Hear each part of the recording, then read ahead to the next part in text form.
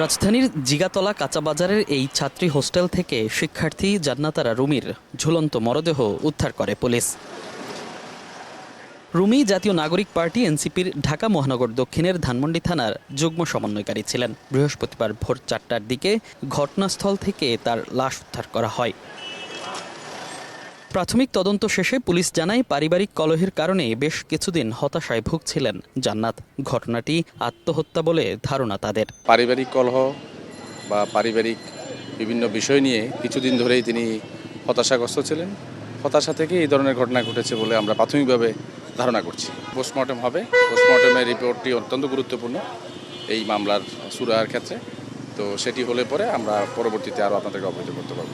মরদেহটি ময়না তদন্তের জন্য Dhaka medical college হাসপাতালের মর্গে পাঠানো হয়েছে। জান্নাতারা রুমির গ্রামের বাড়ি নওগাঁ জেলার নাজিরপুর উপজেলার পত্নীতলা গ্রামে। মনির হোসাইন, সময় সংবাদ, ঢাকা।